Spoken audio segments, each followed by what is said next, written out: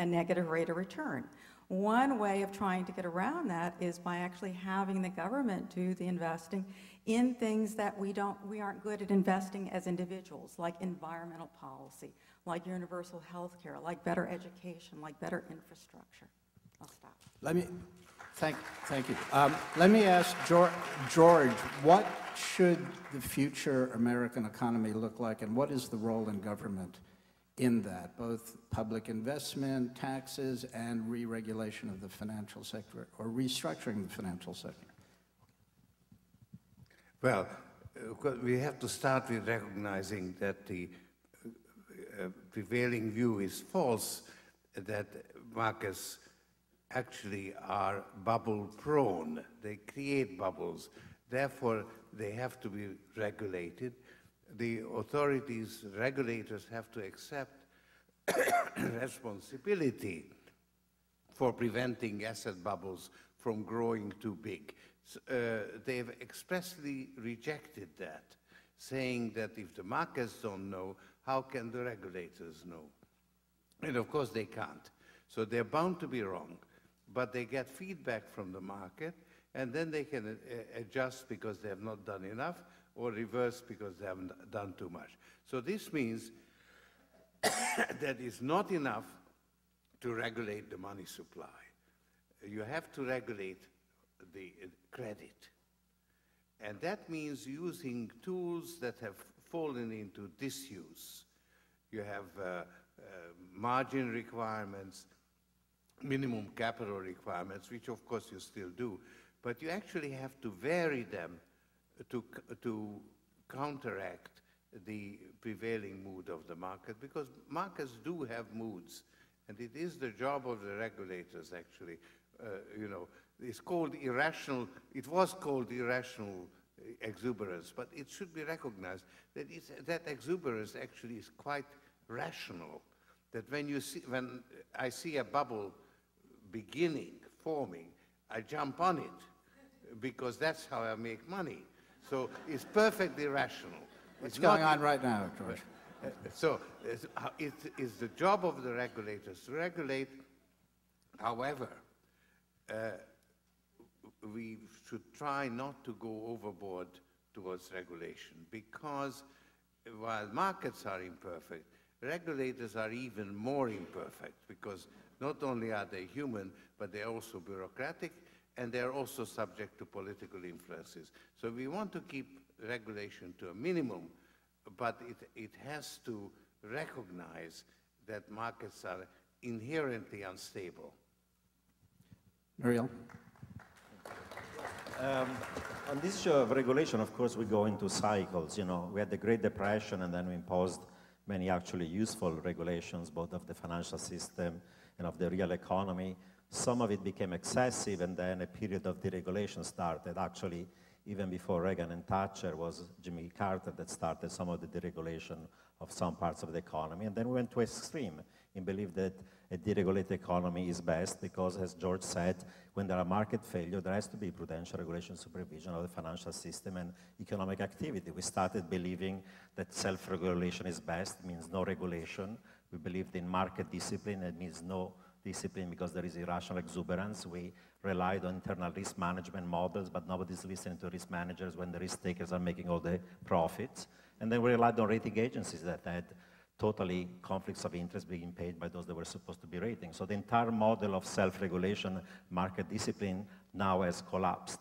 We have to go to a world in which there's going to be more prudential supervision regulation of the financial system.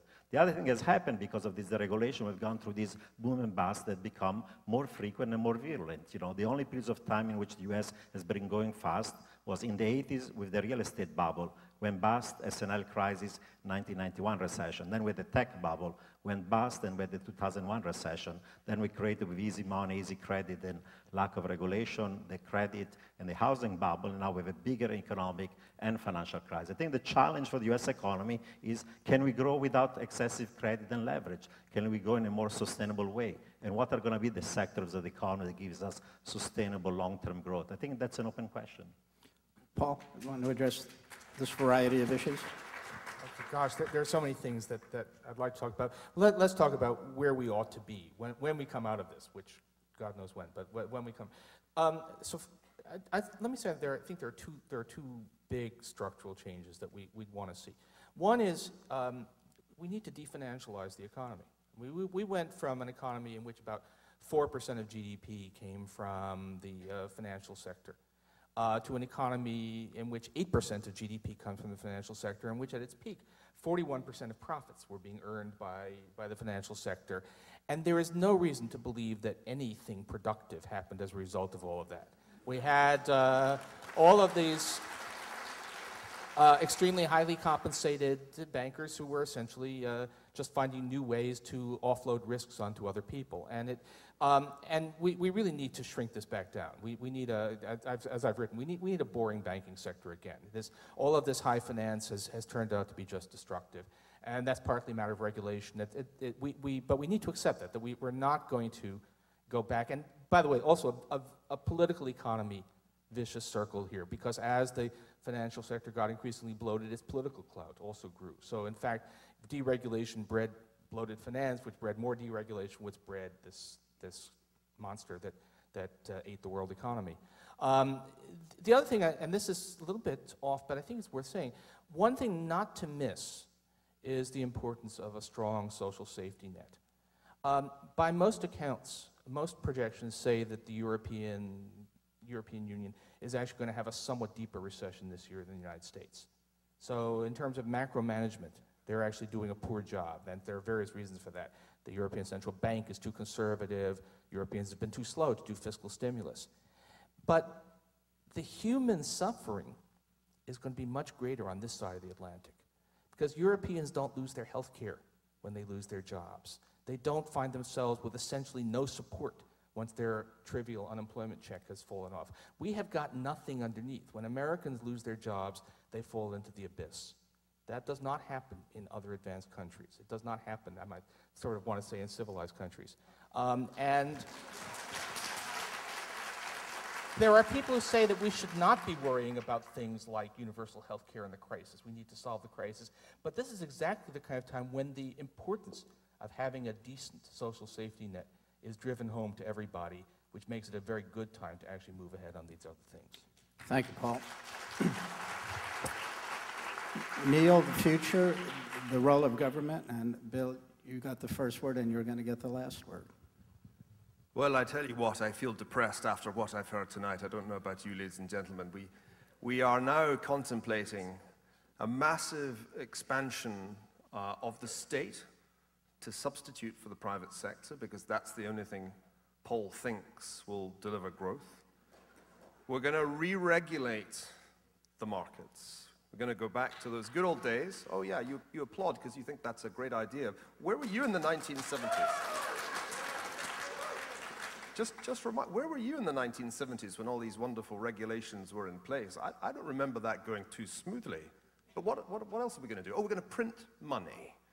Almost limitlessly, we'll print money. That's going to be fine too. And then when we're done with that, we're going to raise taxes. What a fabulous package we have in store for us. You know, back in late 2007, I was asked what my big concern was, and I said, my concern is that we're going to get the 1970s for fear of the 1930s. And that is exactly where the majority of people on this panel are steering this country. And it's very easy to forget in your ire and indignation at the failure of the market. It's very easy to forget where the true mainsprings of economic growth lie.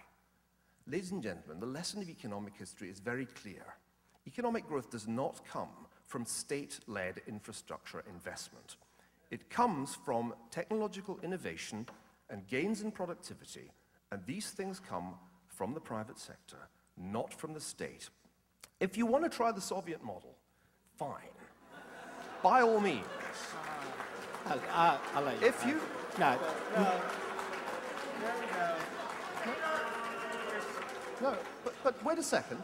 Wait a second. If you want... No, let me finish. One comment. No, wait, no. Can we, I think everybody on this panel is now biting his tongue, and let's let Bill, Well, Jeff, including myself. Jeff, we but know where you... Let's let Bill we know where have the you final stand. word. No, come on, Neil, let's let you...